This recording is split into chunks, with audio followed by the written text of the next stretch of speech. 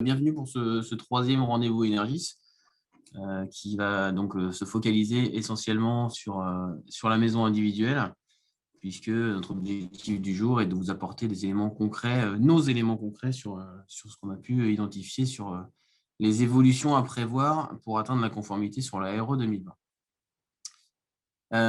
Donc en fait, ce qu'on a fait, c'est qu'on a travaillé via le moteur de calcul Maestro du CSTB.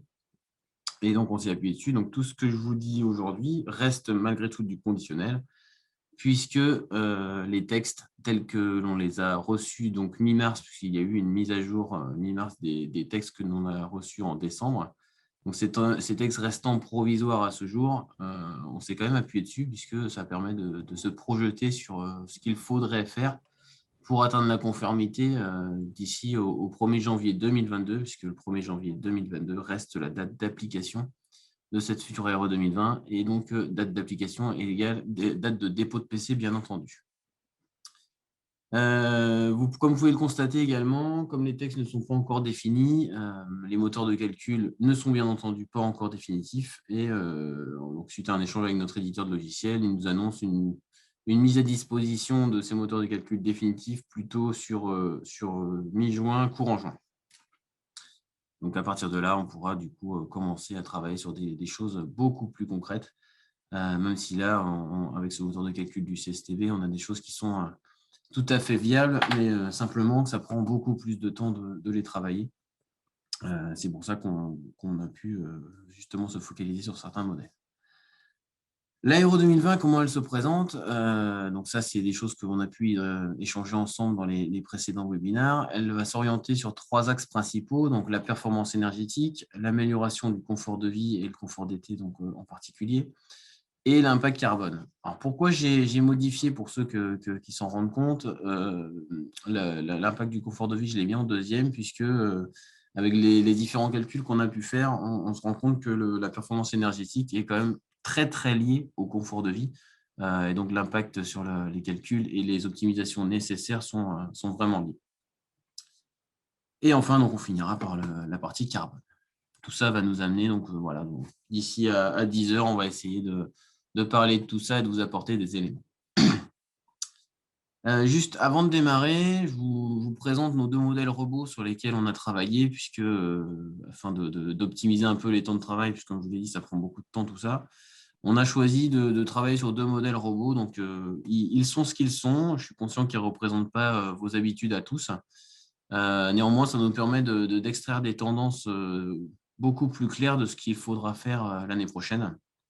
Et ici, du coup, vous avez les 2 orientations, à la fois défavorables et favorables, qui nous permettent d'avoir une plage de fonctionnement la plus large possible. Donc, sur la maison à étage, c'est la même chose. Donc, c'est de la même manière une maison qui est plutôt très optimisée, mais malgré tout, la tendance qui en ressort semble tout à fait cohérente. Donc, si je commence par le plus complexe, disons, c'est la performance énergétique, puisque on a constaté, et vous l'avez constaté via les différentes informations que vous avez pu avoir, l'impact sur la conception globale et donc la performance des projets est le critère principal sur la future RE. Comment il va se matérialiser? Donc, il se matérialise via un B-Biomax qu'on connaît aujourd'hui dans son fonctionnement, un CEP Max de la même manière, un CEP global, et un CEP Max NR pour non renouvelable. Ce CEP Max NR ayant pour objectif de limiter l'importation des énergies en général dans les logements, et donc dans la maison individuelle. Pour information, je vous ai remis les objectifs tels qu'ils sont indiqués dans les textes. Pour le moment, on va dire qu'ils sont plutôt informatifs, puisque on a vraiment besoin de continuer à travailler dessus pour se rendre compte de la difficulté des objectifs, ou non d'ailleurs.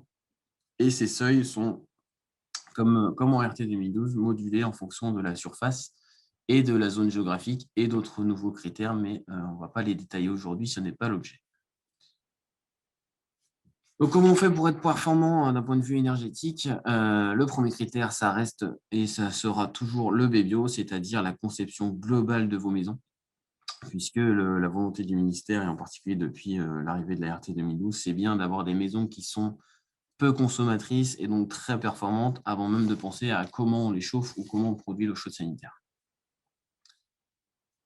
Lors de nos précédents webinaires, on a évoqué du coup un objectif autour de -30 en termes de performance par rapport à l'ART 2012. Il s'avère que les textes de mars font évoluer un petit peu les choses puisque l'objectif serait plutôt sur un spectre plus large de l'ordre de -20 à -40% en fonction du projet, en fonction de sa surface. Et donc, l'objectif est un peu plus modulé qu'on ne pouvait le constater en décembre, ce qui est plutôt une bonne nouvelle, en particulier sur les projets de petite taille. Donc, le calcul du BBio, puisque c'est important d'en reparler, puisque c'est ce qui va nous permettre de comprendre comment l'optimiser et comment on peut avoir des projets qui soient performants avec des coûts maîtrisés. Donc, ce BBio, il prend en compte le besoin de chauffage, le besoin de refroidissement et le besoin d'éclairage. Donc, le besoin de refroidissement étant un nouveau critère qui intègre le BBio qu'on n'avait pas en RT 2012. Et donc, pour avoir des projets qui soient performants avec des BBio les plus faibles possibles, il faut tout simplement influer sur ces 3 besoins, et donc en particulier sur les besoins de chauffage et de refroidissement. Comment on influe sur tout ça? On va le parler par la suite. Tout d'abord, juste pour vous donner une représentation de ce que je vous ai dit précédemment. Donc, ici, vous avez la courbe d'évolution des objectifs de BBiomax. Bon, là, c'est sur la zone H2B, mais elle est largement transposable aux différentes zones. Simplement, c'est les objectifs et les valeurs qui vont changer. Mais voilà, en gros, les objectifs de -20% sont pour les petites maisons, on va dire jusqu'à 90 mètres carrés environ, 80-90 mètres carrés. L'objectif entre 90 et 120 mètres carrés, qui est plutôt le cœur de gamme en France, reste aux alentours de -30, d'où l'annonce du ministère de décembre. Et enfin, dès qu'on va dépasser les 120-130 mètres carrés, on est plutôt sur des BBio à objectif -35, voire plus, par rapport à ce qu'on a pu connaître aujourd'hui en RT 2012, donc avec des contraintes qui peuvent être finalement assez importantes, mais qui restent atteignables, puisque plus on a des grandes maisons et parfois plus c'est simple également. Comment on va réussir à atteindre ces objectifs? Eh bien, là aussi, on en a déjà parlé, mais ce petit graphique, je l'aime bien puisque il est assez représentatif de ce qui est simple à faire. Simple ne veut pas dire facile, bien entendu.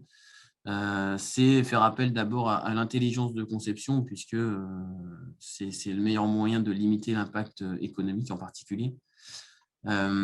Continuez donc à optimiser tel que vous savez le faire aujourd'hui vos projets de manière architecturale, à savoir en particulier l'orientation et la compacité. Améliorer la perméabilité à l'air, ça aussi c'est quelque chose qu'il va falloir valoriser pour limiter les coûts économiques. Et le troisième point, et non des moindres, c'est l'optimisation de la conception intérieure et en particulier le nombre de pièces d'eau. Donc, je vais détailler tout ça par la suite pour vous montrer un petit peu l'impact de tout ça et donc rentrer dans le concret puisque c'est ça l'objet de notre webinaire du jour. Et une fois qu'on a fait tout ça, eh bien, on n'a pas le choix. Si on n'est toujours pas suffisamment performant, eh bien, il faut renforcer l'isolation pour aller chercher le gap de gain qui va nous manquer. Donc, premier critère, la compacité. Donc, la compacité, je le dis tout de suite, hein, n'ayez pas peur, on ne va pas vous forcer à faire des boîtes à chaussures à partir de 2022. Ce n'est pas du tout l'objet de la présentation du jour, mais bien de vous alerter sur ce différent point, puisque en RT 2012, c'était déjà le cas. Hein. Attention à la compacité, c'est déjà des choses qu'on vous avait dit. Je vois qu'on a écrit ration, donc c'est intéressant. Hein. C'est plutôt le ratio de la surface froide par rapport à l'achat, mais non pas la ration, évidemment. Mais la compacité, pour y revenir, en particulier sur les petits projets, puisque les petits projets, pour qu'ils soient démarqués, souvent architecturalement parlant, vous créez beaucoup, ou en tout cas quelques décrochés. Et plus il y a de décrochés, plus c'est impactant, en particulier sur les petites maisons, puisque la surface est relativement faible, alors que sur les grands projets, l'impact est également fort, mais peut vite être dilué dans la surface globale. Donc, voilà, donc deux petits exemples rapides de ce qu'est une maison compacte et ce qui est une maison un peu moins compacte, mais là, vous voyez vous-même que c'est vite le cas. Ensuite, le deuxième critère qui est important, puisque aujourd'hui, on constate également que ce critère est peu valorisé dans nos études, ce qui est dommage, puisque vous êtes globalement tous performants sur ce sujet, qui est la perméabilité à l'air. Là aussi, je vous invite à regarder vous-même vos performances, mais l'objectif réglementaire restera à 0,6 en 2022. Mais par contre, la valorisation de vos performances en termes de perméabilité à l'air va vous aider à atteindre les objectifs de manière plus sereine, puisque comme vous pouvez le voir, en fonction de l'objectif de performance qu'on fixera dans l'étude, le gain peut être particulièrement important, puisqu'on atteint très vite les 5 à 10% de gain. Donc, quand on voit que l'objectif peut être à moins 30, on a déjà une grande part du chemin qui est fait simplement en valorisant une mise en œuvre qualitative telle que vous le faites tous aujourd'hui. Donc, la perméabilité à l'air, vraiment très important. Ensuite, le nombre de pièces d'eau. Donc là encore, je me dédouane tout de suite en vous disant n'arrêtez pas de répondre à vos clients, hein, là n'est pas la question. Mais le problème du nombre de pièces d'eau, c'est que ça engendre des ventilations qui engendrent du renouvellement d'air. Donc ça, c'est plutôt positif pour la qualité de vie des habitants avec une qualité d'air performante. Mais ça engendre aussi du coup des entrées d'air froide l'hiver et donc une augmentation du besoin de chauffage qui, lui, devient forcément pénalisant. Par rapport à ce qu'on est en train de se dire, bien entendu. Donc, on a fait, du coup, toujours sur nos maisons robots, on a fait les tests de faire varier le nombre de pièces d'eau. Vous avez l'exemple dessous de ce qu'on a fait varier en fonction de 3, 4, 5 pièces d'eau. Et vous pouvez constater que l'écart, moi, je le considère comme abyssal entre un 3 pièces d'eau et un 5 pièces d'eau, en particulier sur les 90 mètres carrés, puisque de perdre 10 points, ça équivaut à, allez, on va dire, entre 10 et 15% de l'objectif. Donc, c'est presque la moitié de l'objectif qu'on perd juste en ayant une surmultiplication des pièces d'eau.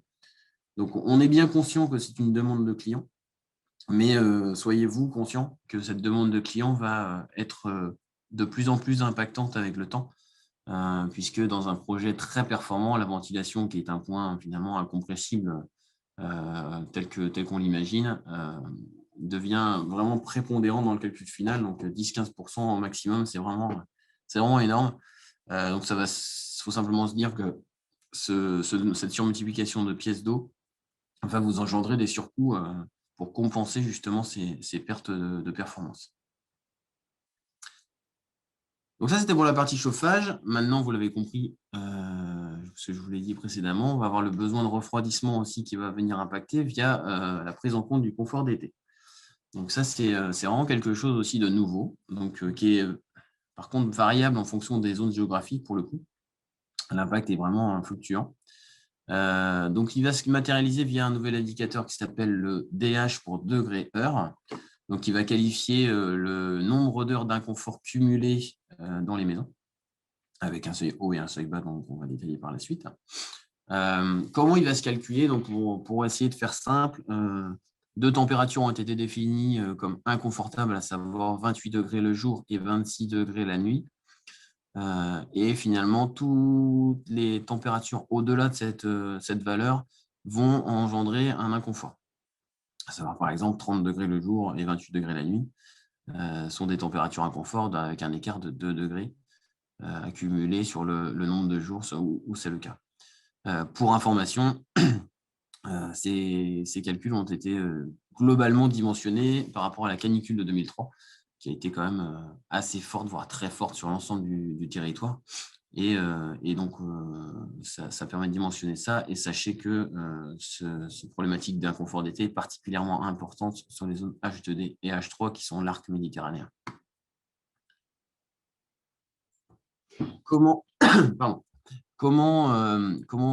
est qualifié ce DH et quelles sont les contraintes? Donc déjà, pour vous donner un exemple plus concret, sachez que les deux seuils que sont DH 350, le seuil bas, et DH 1250, le seuil haut, ça représente pour le seuil bas environ 7 jours d'inconfort cumulé à, donc, comme vous le disiez, 30 degrés le jour et 28 degrés la nuit. Et de la même manière, le seuil haut représente environ 25 jours d'inconfort cumulé sur cette période. Donc ça, c'est quand même des indicateurs qui sont intéressants et surtout qui permettent de comprendre les choses. Donc évidemment, quand on dépasse les 25 jours et donc les 1250 degrés-heure, le projet est non conforme à la réglementation et vous devrez trouver des solutions pour le faire descendre et donc rendre la maison un peu plus confortable.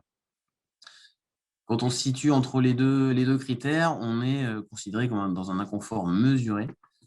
Donc, le projet est conforme à la réglementation, mais par contre, comme il n'est pas considéré comme confortable à 100%, il va y avoir la prise en compte d'un forfait fictif, que ce soit sur le BBio ou le CEP. Donc, on va surimposer l'impact sur le BBio et sur le CEP, qui sera donc à compenser via de la conception ou via de l'isolation. Et donc, quand on est en dessous de 1350, eh bien, le projet est conforme, tout va bien et on peut s'en féliciter.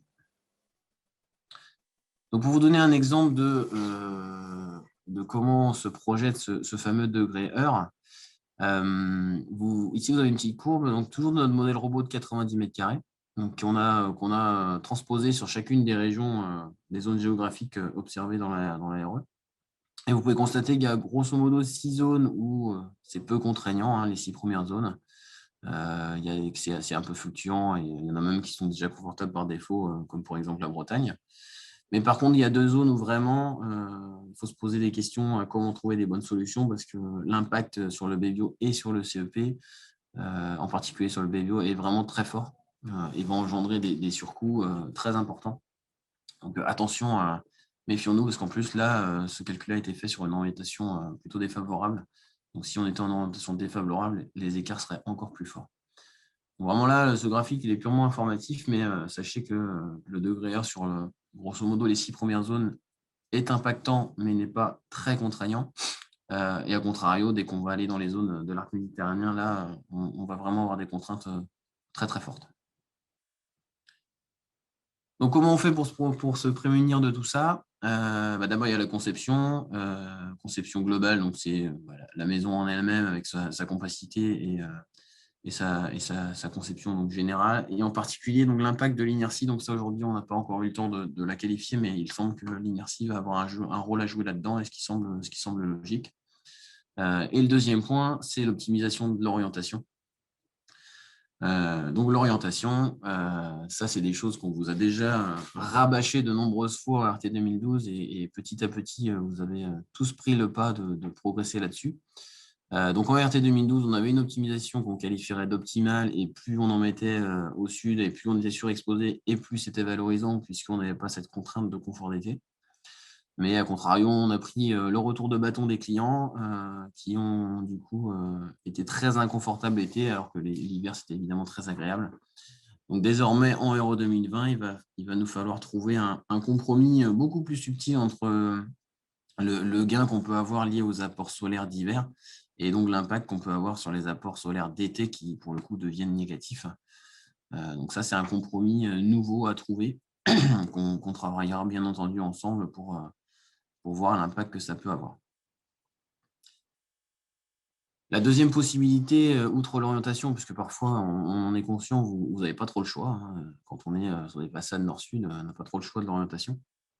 Eh bien, il y a la possibilité de mettre des protections passives, puisqu'on peut mettre des masques de toiture, on peut mettre des automatisations de volets roulants, des brasseurs d'air et bien d'autres. Donc, du coup, pour vous donner une idée de l'impact de ces projets, donc on n'a pas forcément mis de valeur.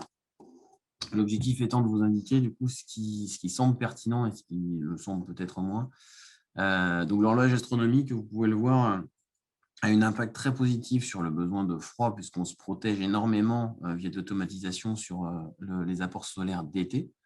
Et a un impact également positif sur le besoin de chauffage, puisqu'à contrario, on limite les déperditions via la fermeture des volets roulants.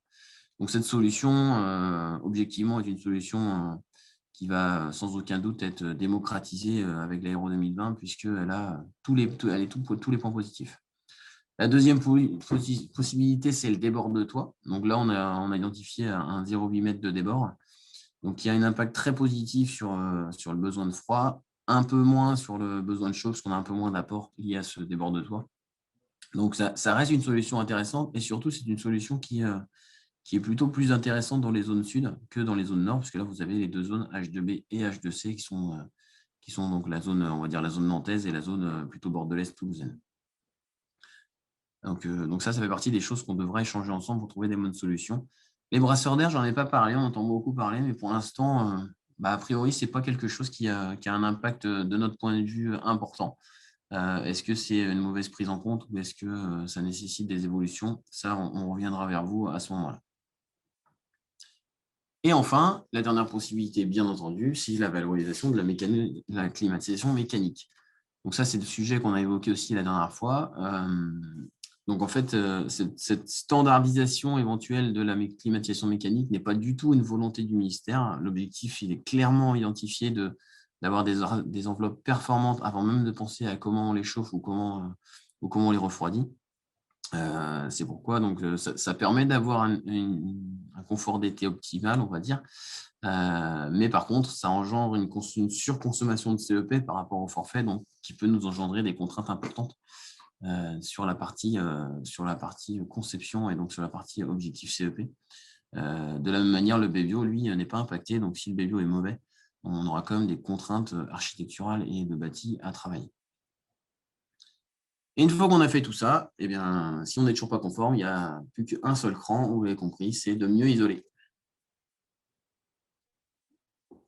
Donc, effectivement, donc on est conscient que malgré tout ce qu'on vous a dit précédemment, la surisolation va forcément être à prendre en compte. Elle va juste être limitée par tout ce qu'on s'est dit précédemment.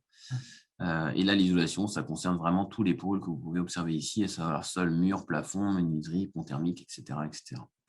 Ça, c'est vraiment des choses qu'on devra travailler ensemble. Et donc là encore, on a travaillé sur nos modèles robots pour vous apporter les réponses sans bien sûr optimiser quoi que ce soit de plus par rapport au projet initialement RT 2012. Donc on a travaillé sur l'orientation défavorable et l'orientation favorable. Et donc vous pouvez constater que si vous vous souvenez de ce qu'on a pu faire via le moteur de calcul de décembre, l'impact sur le bâti est plutôt moindre, voire même beaucoup, beaucoup plus faible, si on considère que, la perméable, par exemple, elle n'est pas à 0,4, elle est plutôt à 0,5, donc on a un grade potentiel de gain ici. On a standardisé l'horloge astronomique, mais pour tout le reste, les bâtis restent finalement maîtrisés en fonction de l'orientation qu'on peut avoir. Donc ça, c'est quand même plutôt une bonne nouvelle. Effectivement, ça engendre des surcoûts, mais si on met dans la balance tous les éléments que je vous ai évoqués avant, je pense qu'on peut trouver des bonnes solutions pour justement limiter et avoir un impact économique qui soit pas trop élevé. De la même manière, la maison étage, c'est la même tendance. Donc finalement, ce qu'on peut conclure à tout ça, c'est essayer d'optimiser vos objectifs de perméa. Si possible, travaillons sur une gestion des volets roulants optimisée et vraisemblablement une augmentation du doublage intérieur est envisagée à 120 voire à 140 en fonction de vos habitudes. Mais tout ça reste à affiner, bien entendu, avec vous en direct. Donc, j'en ai terminé pour la partie performance bâtie. Maintenant, une fois qu'on a notre maison qui est très optimisée et ultra performante avec tout ce qu'on s'est dit précédemment, et il reste malgré tout à la chauffer un petit peu et à produire l'eau chaude et à la ventiler. Donc, les objectifs de CEP sont de l'ordre de moins 20 à moins 25% par rapport à ce qu'on connaît en RT 2012. Objectif qui est une contrainte sans en être une, puisque finalement, quand on regarde avec tout ce qu'on a optimisé précédemment, l'objectif de moins 20% devrait être atteint sans trop de difficultés avec les génies climatiques courants. Le calcul n'a pas changé. Le calcul, c'est toujours avec les 5 usages RT qu'on a connus, qui nous suivent depuis de nombreuses années, donc à savoir le chauffage, l'eau chaude sanitaire, l'éclairage, l'auxiliaire et toujours éventuellement le refroidissement, en fonction s'il est pris en compte ou pas. Quelles sont les évolutions par rapport à la RT 2012 ? La première évolution, je l'ai évoqué précédemment, c'est la prise en compte d'un forfait de CEP en fonction du niveau d'inconfort d'été lié à la consommation de froid. La prise en compte du photovoltaïque, très bonne question, j'ai envie de vous dire, même si vous ne me la posez pas. Donc le problématique du photovoltaïque, c'est que la mise à jour de décembre et de mars n'apporte pas de gain quand on met du photovoltaïque. Donc ça, c'est une évolution assez surprenante, mais voilà, donc aujourd'hui, le photovoltaïque n'est pas une solution alternative pour atteindre les objectifs de CEP. Et enfin, évolution des coefficients d'énergie primaire, puisque le bois qualifié comme une énergie renouvelable à 100%, Et l'électricité a vu son coefficient de 2,58 bien connu de tous passer à 2,3, donc un gain d'environ 10%. Très rapidement, ici, vous avez la courbe d'évolution des CEP NR suite à la mise à jour. Donc, pas grand-chose à en dire, à part qu'on voit bien que l'objectif est de plus en plus contraignant en fonction de l'évolution de la surface. Ici, vous avez donc du coup le tableau des systèmes électriques et bois. Donc, vous allez peut-être me dire pourquoi il manque le gaz. Il ne manque pas le gaz en tant que tel, il manque le gaz, on l'évoquera par la suite, puisque la contrainte du gaz a toujours été sur l'aéro 2020 liée à l'impact carbone énergie. Donc, je vous l'évoquerai quand on parlera de l'impact carbone énergie. Donc, ça va venir dans les prochaines minutes. Ici, vous avez le détail finalement des systèmes de génie climatique, on va dire classiques de la RT 2012, savoir pack double service, poêle à granules, c'est écrit avec ballon thermo, pompe à chaleur RR et pompe à chaleur RR Kienable. Tous ces systèmes avec un BBio max respecté, on va dire conforme juste dans l'Aéro 2020, on arrive à être conforme sur l'ensemble des différents indicateurs CEP, CEP max, IC énergie, et donc sur la globalité, on est conforme sans suroptimisation. Pour ce qui est de l'effet Joule, on l'a remis, mais même en ayant travaillé sur un bâti supérieur de 50% par rapport à l'objectif, c'est-à-dire un gain de 60-70%, on va dire, par rapport à ce qu'on peut imaginer en RT 2012, on n'arrive toujours pas à être conforme, donc cette solution n'est a priori pas viable dans les prochaines années. Donc voilà pour la partie on va dire performance énergétique dans leur globalité et confort d'été. Donc si vous avez des questions, je vous invite à les poser sur le chat et j'essaierai d'y répondre tout à l'heure. Maintenant, je vous propose de regarder la partie carbone, qui est donc le dernier axe de travail sur l'Aéro 2020. Donc, le parti carbone, c'est donc analyse carbone, analyse de cycle de vie, bilan carbone, vous l'appelez comme vous voulez, le résultat est le même. L'objectif étant d'identifier et de quantifier l'impact du bilan de la construction et du bilan exploitation des maisons individuelles sur les 50 premières années de vie. Pardon. Et ensuite, on espère bien que nos maisons ne vont pas être détruites au bout de 50 ans. Quelles sont les évolutions pour ceux qui ont connu l'expérimentation et qui ont travaillé dessus? Donc, la première, c'est que la surface de référence évolue au profit de la CHAB, qui c'était la surface de plancher précédemment. On a une suppression de la prise en compte des éléments de la parcelle. Donc, ça, c'était une forte demande du marché. Ils y ont accédé. L'apparition de modulation sur les objectifs liés à des contraintes techniques, à savoir les parkings et les fondations, et liées à la prise en compte des fiches de données environnementales par défaut.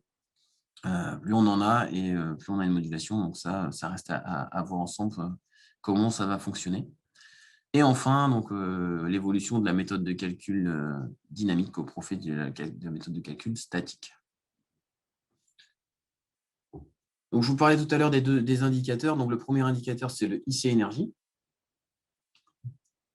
Donc, le IC énergie va nous permettre de qualifier l'impact carbone des consommations énergétiques de la maison sur les 50 années de vie. Donc, son objectif, pour information, c'est 160. Cet objectif est un seuil pivot qui va évoluer en fonction de la surface et de la zone géographique en particulier. Mais surtout, il est fixe sur les 10 prochaines années, puisque à partir de 2022, cet objectif restera constant jusqu'à 2031.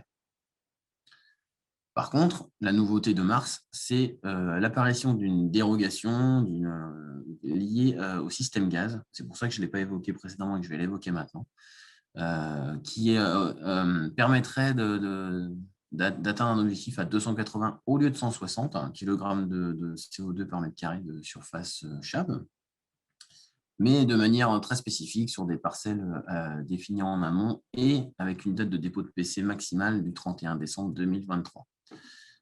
Donc, je vais vous montrer par la suite les systèmes qui pourraient fonctionner sur cette base-là. Et donc, le deuxième critère qui est le IC construction, donc là, l'objectif est de qualifier et de quantifier l'impact carbone des produits de construction, des équipements et de la phase chantier sur vos maisons, avec un objectif à 640 en 2022. Donc 640, lui, et cette fois-ci, il n'est pas figé. Il va évoluer tous les 3 ans d'environ 10 à 15% plus performant, pardon, pour finalement, en 2031, avoir un objectif d'environ 30 à 40% plus important par rapport à ce qu'on se dit là, ce qui va nous permettre de travailler ensemble avec les industriels pour trouver des bonnes solutions et faire évoluer nos modes constructifs pour atteindre ces objectifs. Donc, cette démarche est quand même très pertinente puisque ça nous permet d'avoir une contrainte maîtrisée sur les premières années.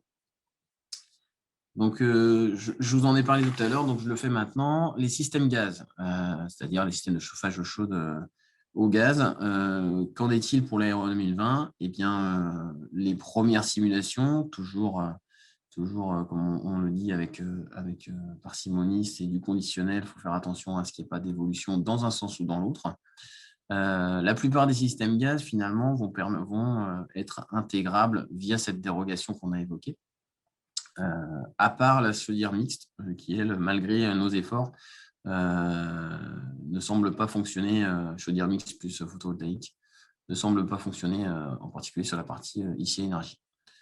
En revanche, la chaudière hybride a l'avantage de fonctionner sans optimisation supérieure du BBO, et d'autres systèmes que vous avez ici listés nécessitent quand même une surperformance de bâti de l'ordre de 10 à 20% pour atteindre les objectifs. Donc, ça deviendra vraiment vos choix. Et là encore, on travaillera ensemble selon vos envies pour travailler sur ces objectifs et sur ces performances.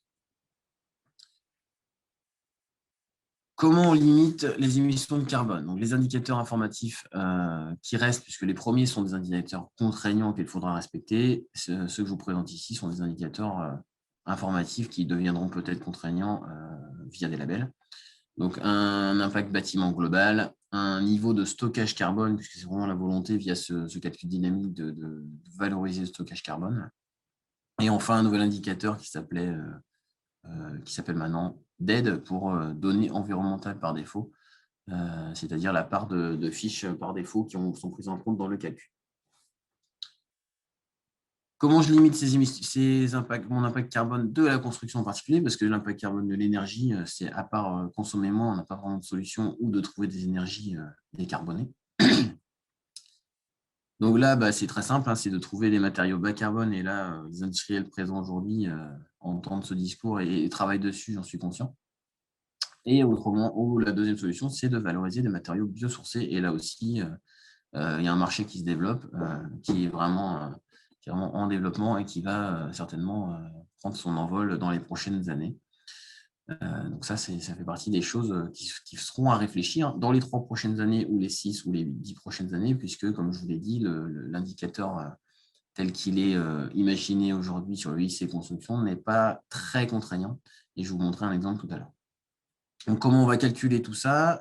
Toujours les mêmes choses, l'éternelle fiche FDES et les fiches PEP, ces fiches qui doivent être référencées sur la base INES. Sinon, on ne peut pas les prendre en compte puisqu'elles ne sont pas certifiées.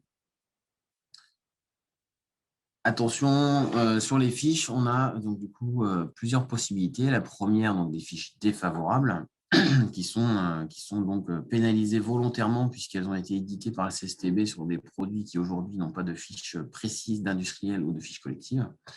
Donc les fiches collectives sont plus performantes que les fiches défavorables, ce qui est logique puisque c'est plusieurs industriels qui se seraient regroupés pour faire une fiche commune à un produit. Et la troisième, qui est la donnée industrielle précise d'un produit précis, qui elle est vraiment l'optimum et qui va permettre de valoriser au maximum un produit mis en œuvre dans vos maisons. Ça, c'est vraiment la démarche à prendre en compte et qui sera vraiment très valorisée dans les prochaines années. Donc, la partie calcul carbone va s'appuyer sur les différents lots que vous avez ici. Donc, quelques petites évolutions par rapport à ce qu'on a connu là aussi sur l'expérimentation E+C-, puisque le lot 9, en particulier installation sanitaire, devient un lot détaillé et plus forfaitaire, parce que les lots que vous avez là sont des lots détaillés et certains lots restent forfaitaires. Le seul lot qui est un peu entre les deux, c'est le lot 8, qui était forfaitaire avant et qui maintenant peut être détaillé partiellement, puisqu'il y a des sous-lots avec le générateur, avec les réseaux, etc. dans ce lot. Donc, on peut détailler certaines parties pour limiter son impact sur le bilan global. Et ça, je vais vous le prouver par le résultat d'une étude carbone qu'on a pu faire toujours sur nos robots qui nous suit depuis le début, la petite maison de 90 mètres carrés. Donc, sans rien changer, en étant simplement conforme RE 2020, sans suroptimisation ou quoi que ce soit, vous pouvez constater que les objectifs sont atteints, pas forcément largement, mais atteints, sans faire plus d'efforts que ça. Et donc, ça, c'est la bonne nouvelle, c'est que le IC Construction ne semble pas, en tout cas, être une contrainte majeure pour la conformité globale. Les derniers points sur la partie construction. Ici, vous avez le détail des lots, donc l'impact des lots différents. Donc vous les avez là, donc que ce soit le lot 3 et le lot 6 en particulier, qui sont relativement impactants. Et ensuite le lot 8, qui est lui partiellement détaillé, puisque quand il est en forfaitaire, vous pouvez le constater à 170 au lieu de 116. En revanche, le réseau courant fort aujourd'hui, qui est quand même un impact important et n'est pas détaillable pour le moment. Donc, pour vous donner une idée un peu de la progression qu'on peut avoir sur ce IC Construction, même si ce n'est pas le sujet forcément aujourd'hui, mais ce sera le sujet de demain, dans ce cas de figure, on a pris presque 50% des données sont des données par défaut, donc des fiches peu optimisées. Et donc, on considère que sur ce projet-là, en l'occurrence, on a un gain potentiel de, j'ai mis 40, mais je suis peut-être un peu ambitieux, on va dire de 30 à 40% de gain, simplement en identifiant mieux les produits industriels via des fiches individuelles ou collectives. Donc ça, c'est vraiment en gros, sans rien changer, en ayant simplement des informations précises de nos amis industriels, on va pouvoir faire progresser ce résultat de manière assez importante. Et bien entendu, en intégrant des produits biosourcés pour donner cet exemple-là, on peut encore gagner encore plus de performance. Et avant d'arriver à notre conclusion, je vous fais juste un petit rappel sur 2 petits points. La première, c'est que, ça ne nous concerne pas nous en tant que bureau d'études, mais je me permets de vous l'évoquer quand même, c'est que vous allez devoir faire des contrôles sur vos ventilations en fin de chantier. Donc ça, c'est important puisque pour vous, ça va nécessiter de prouver finalement la conformité de vos réseaux de ventilation. Et donc les labels, je n'en reparle pas parce que j'ai vu il n'y a pas longtemps qu'un groupe de travail avait été mis en place pour justement commencer à préparer ces labels pour qu'ils soient pertinents et qui nous permettent de progresser dans l'atteinte des objectifs à venir, et en particulier la partie construction. Donc j'en ai fini pour la globalité. Donc pour résumer finalement tout ce que je vous ai dit, la partie performance énergétique est vraiment le critère important à réfléchir et des solutions existent et des optimisations sont à réfléchir ensemble pour atteindre les objectifs. La partie donc confort d'été reste, allez, on va dire, acceptable dans la plupart des zones géographiques, mais reste très contraignante sur la partie méditerranéenne. Donc là-dessus, il va y avoir là aussi des choses à travailler pour respecter ces objectifs. Et enfin, la partie carbone. Donc, la partie carbone en particulier sur la partie énergie est quand même relativement contraignante, surtout sur les énergies fossiles forcément, mais reste atteignable sur la plupart des unités climatiques. Et la partie construction, vous l'avez compris, c'est un objectif qui n'est pas vraiment une contrainte aujourd'hui, mais qui va le devenir dans les prochaines années. Cependant, ces prochaines années, on a largement le temps d'y réfléchir et d'y travailler pour atteindre les cibles déjà projetées. Je vais mettre fin à ce webinaire et je vous remercie pour votre présence, votre participation, votre écoute. Et puis, je vous donne rendez-vous pour ceux que ça intéresse le 11 mai pour la partie collective. Je vous remercie. À bientôt. Au revoir.